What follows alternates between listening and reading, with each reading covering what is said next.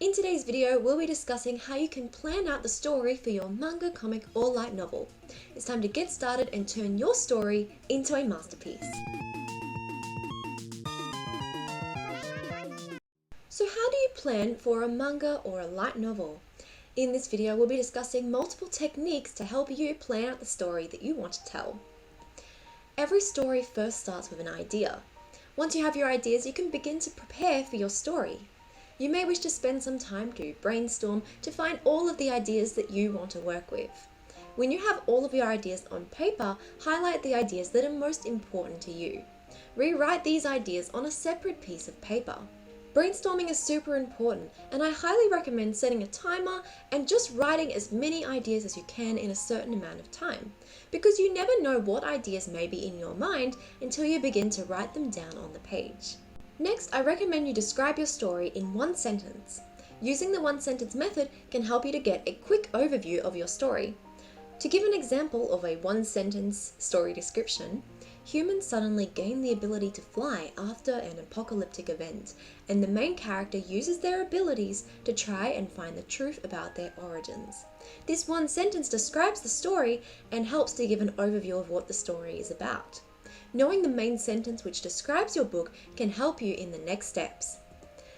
Let's discuss now how to use the kishotenketsu structure.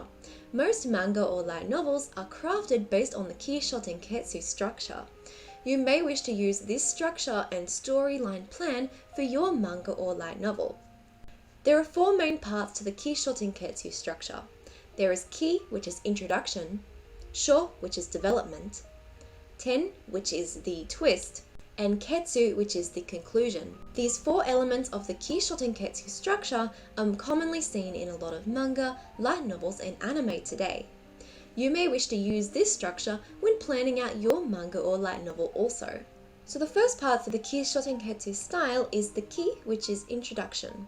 So in this part, you want to introduce your story, the main characters, the main problem, and also the major goals that your characters have.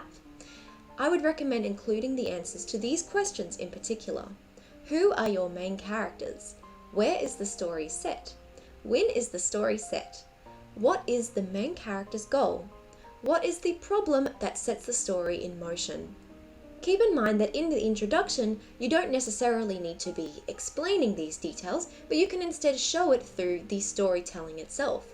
For example, a battle scene can really show the dangers of the world and the main situation that exists in the world. If you revealed your character training to become a knight or something like that, it would reveal more information about who this character is and what their goals are. So keep in mind that in the introduction, you don't necessarily need to explain to the audience these details, but you can instead show it through the storytelling and any artwork that you may create in a manga as well. The next part is sho, which is development. In this part, which will be the main part of the story, this reveals the actions that your character takes to get towards their goals and to resolve the main problem in the story. In this part, you should answer these questions. What obstacles occur that force your character to pause and reflect? What events need to happen to provide training or character development to your character? How does your main character change throughout the story? Throughout the development part of your story, I recommend creating multiple obstacles that your character faces along their journey that they will need to resolve in order to keep moving forward. You will also notice this in many other manga or light novels. During the development part of the story, there will usually be multiple problems or obstacles that arise, which your character then resolves, which causes your character to develop or grow as a character in a certain way. So in this part of the story, I recommend giving your character various situations that they will need to get through in order to become the character that they need to be by the end of your book. The next part is ten or twist. In this part, you can create a twist or a sudden realization or even a really powerful moment in your story that forces your character to look back on the events and be surprised at where those events have led to. In this part, I recommend answering these questions. What event occurs that shocks the main character? This might be a twist that really surprises them because it was unexpected, or it could just be a really sudden turning point in your story that was also just as surprising. Also consider how will this event cause them to grow into the character that they need to be. How do these events lead to the conclusion of this volume, this chapter, or this story? The twist or the 10 is the most important part of the story. It is the part where all other events have been leading to. So, in order to make sure that your story feels very powerful, I recommend thinking of an unexpected or surprising event that happens at this point in the story, which all of the other events in the story have sort of been foreshadowing.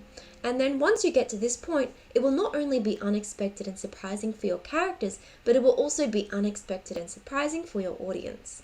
And the final part is ketsu, which is conclusion. In this part, write the events that occur at the end of your story, or volume or chapter.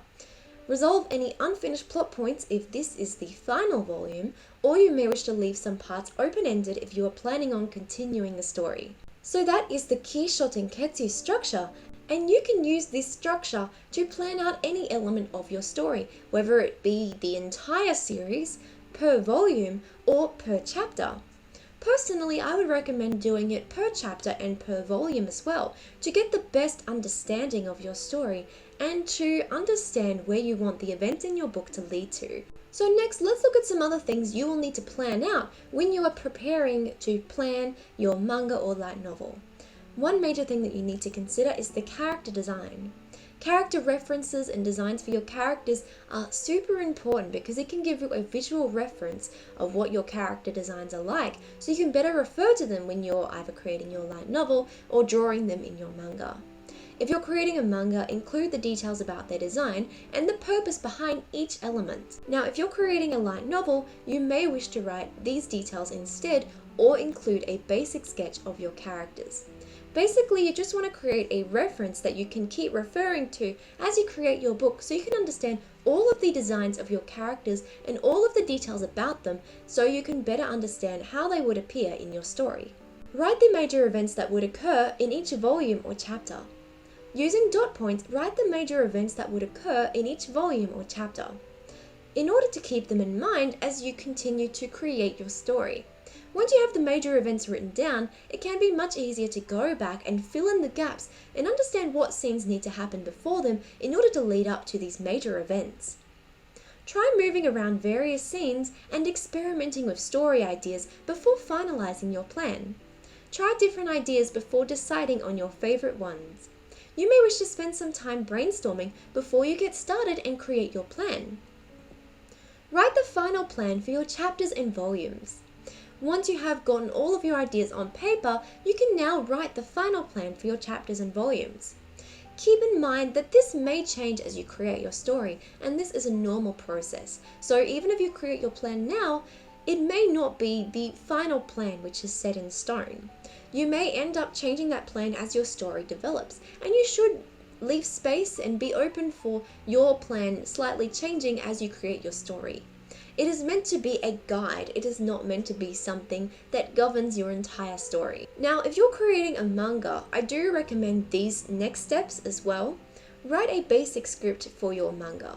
Whether you wish to write the script for your entire story or just per volume or per chapter is entirely up to you. But I do recommend writing a script next so you can read through it and understand what needs to happen in your book. Now from there, if you're creating a manga, I recommend you create a storyboard. Once you have the script, create a storyboard for the scene that you are wanting to create. This is a technique that really helped me when I was creating my graphic novel, Having Faith. It is heavily inspired by manga, and one of the things that really helped me was storyboarding each chapter before I created it, so I could read through it and make sure I was happy with the plan before I went through and finalized the pages. So it's really up to you which method you choose, but if you are like me and you really like to read through things before finalizing, then drawing the storyboards first may really help you with this part of the process. Read through your plan and make final decisions. For a light novel, read through your notes and determine if you're happy with the plan and direction of the story. Take as long as you need to plan out all of the events that need to happen. Creating an effective plan will help to speed up all other aspects of the storytelling process, and it is important to be patient with it and also enjoy the process. For a manga, read through your script and create the storyboards to ensure that you are happy with the plan and the layout of the pages. Try moving around certain scenes or changing panel layouts if you want to visualize the scene in a new way. Once you are happy with your plan and you're able to read through it in a certain way, you are now ready to move on to creating your story. Thank you so much for joining me in today's video. I really hope you enjoyed it. If you did, please let me know in the comment section down below. Feel free to chat with me on any of my social media at minaxcross because I always enjoy hearing from you.